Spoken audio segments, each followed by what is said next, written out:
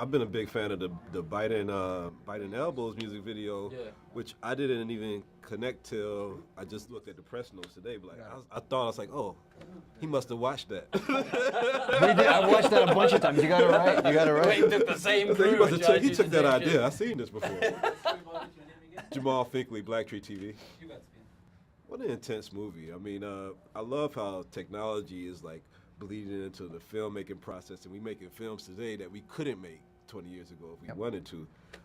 I'd say 10 years ago. 10 years ago. I mean, five. No, five we could have probably. The first GoPros were on that. Sorry to interrupt. Sorry. Yeah, I mean, yeah, even with the first GoPro had limited, and you was with the GoPro 3?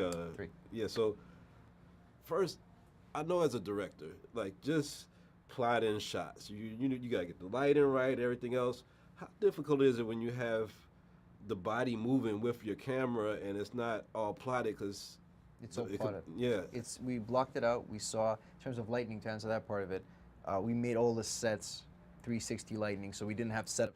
We could always. I always wanted to be able to turn anywhere I wanted. Very rarely do we have a flag up or a grip holding something to help us. There were a few occasions, but generally the sets were designed with 360 in mind, practical lighting.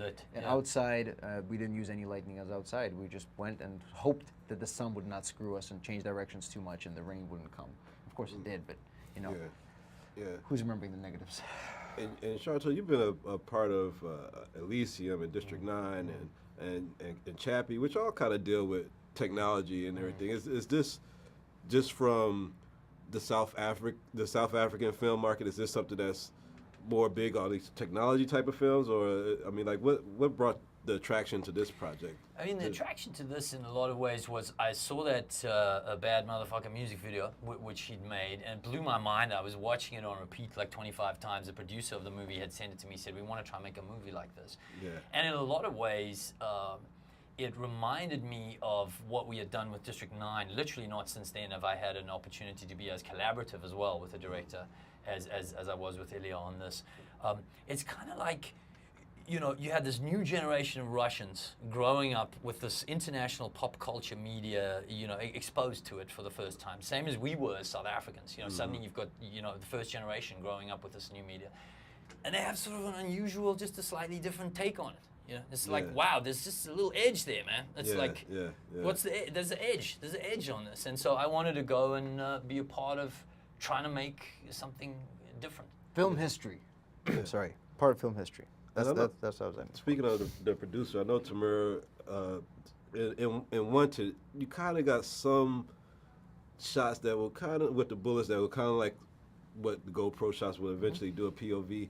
What inspired the Bad Motherfucker video? Like what we know this, the video inspired this film in a way, but where did that come from? Where did that come from? There was a video before that in 2011. So Bad Motherfucker was 2013. 2011 I did a video called The Stampede, which was, it's the direct prequel. Bad Motherfucker picks up exactly where The Stampede ends. And before that, I just bought a camera in Italy. I was snowboarding, and I sucked at snowboarding and gave the camera away, not to be embarrassed anymore. My friend, who's a parkour guy, he shot some basic stuff, gave it back to me. I looked at the material, and I said, I called him up to Sergey. Let's go make a music video. Let's get $300, buy some pizzas, get some friends to fall down the stairs, pay them slices per each take they do. And that's pretty much what happened. I have great friends. I'm very lucky. And it went from there. The first one got like 1 million views. And I was doing music videos before for my band and spending a lot more money, a lot more effort. Not a lot more effort, but a lot more money. And we get 30,000 views, 40,000, which is great for an unknown punk band from Russia. But I was like, well, I know I can do better, and the music's better than this. And you know, we didn't have a label or anything. So we just kind of, the Stampede got a couple million, and I was like, oh, I like that. Let's do that again. And then it took us, you know, a year and a half of planning just to figure it all out. Yeah. And then we released it, and then boom, everything happens like that. So a year and a half for a 4 to 5 minute music video. How much planning did this take for this feature-length film? It was one of the most, sorry to interrupt, one of the most complicated things was I had to write the script and pre-plan the whole film at the same time. You usually get the script, and you sign off on the script, and you start pre-production.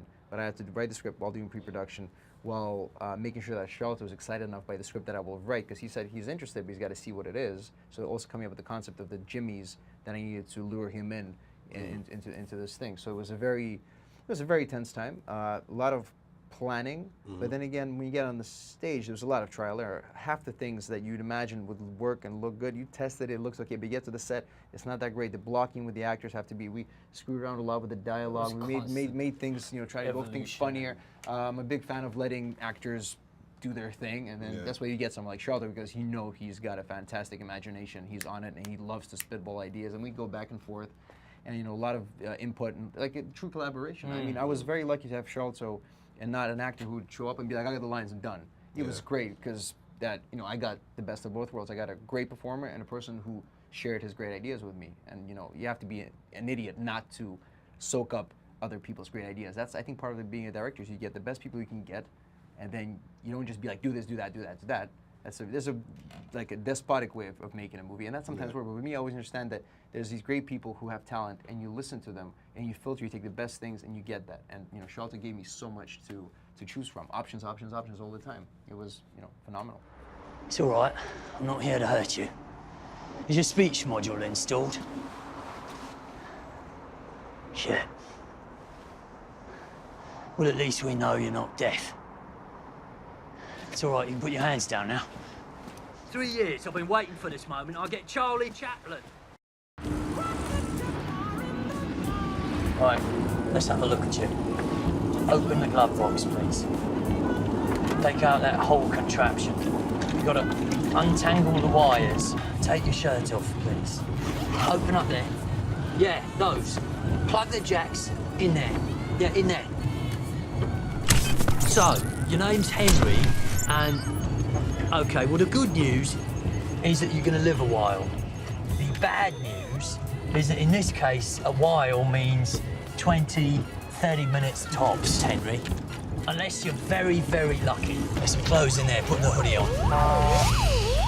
There's not enough time. If I could just cover the blood up with your bag. Just stay calm, and I'm handling this here. ГИБДД Центральный округ. Капитан Березкин, ваше документы, пожалуйста. Я готов понести наказание. From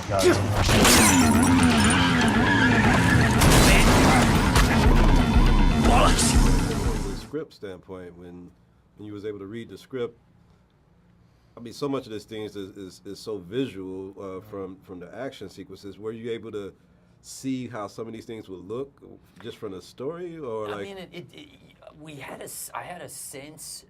Some of the fun stuff, like, you know, it's the first time I've ever read a script that's written in the first person. It goes, I walk into the room, I see a mercenary, he shoots at me, I dive out of the, you know. Yeah. But it was so organic how this thing was coming together, you know. I knew that when I jumped on. I was like, this is gonna be like going back to my filmmaker roots. You got no money, you got a young, passionate team who are gonna just, you know, kill themselves or not, as in the case. I mean, there was actually, this was the most dangerous film I've ever done as well.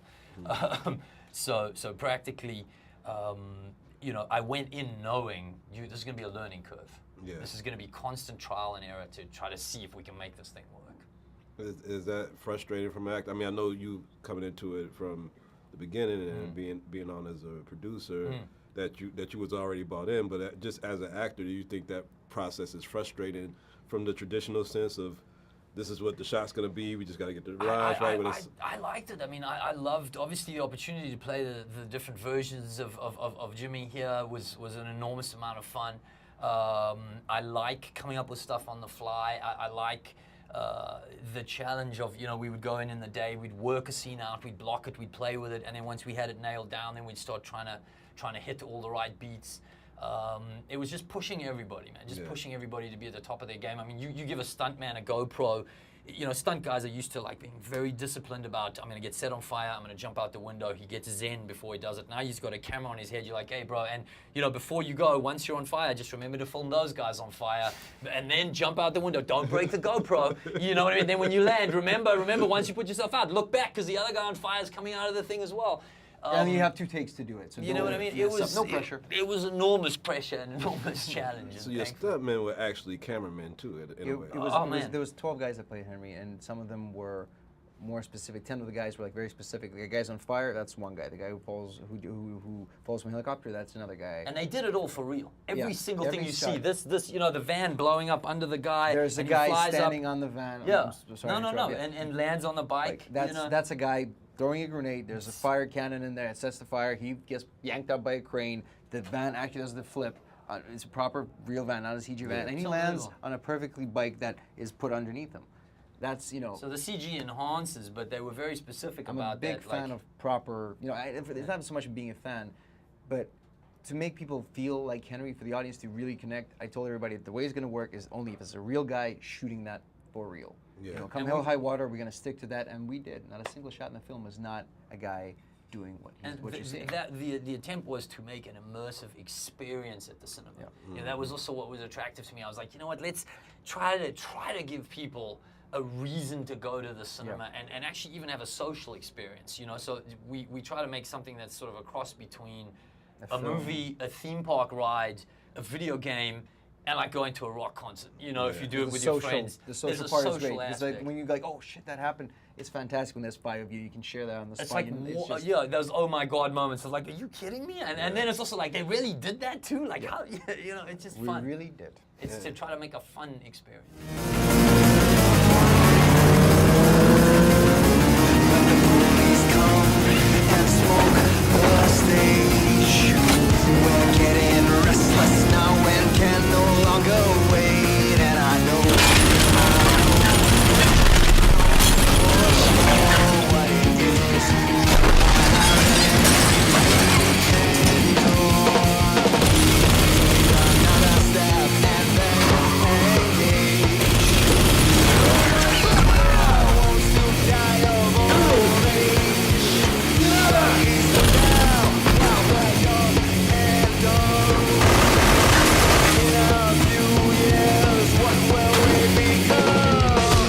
Henry, catch!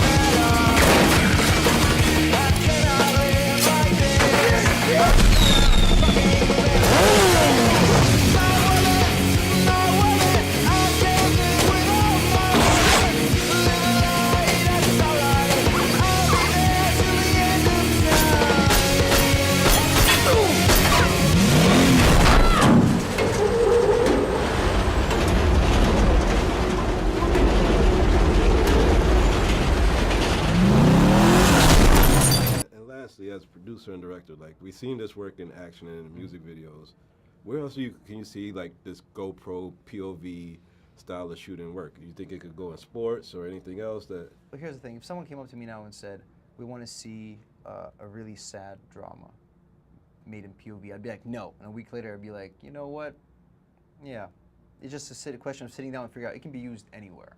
I mean, sports, I think, would be fine. Sooner or later, when the camera's going to be tiny, can you imagine having a boxing match where you're going to be seeing it from a perspective of a boxer? It's going to be a little complicated because those guys are not going to be worrying about how it looks like we had to. Yeah. But just this, you know, couple of shots here and there, the possibilities are endless. It's amazing to be able to see through somebody else's eyes and live through someone else. It's, And certainly going into like virtual reality.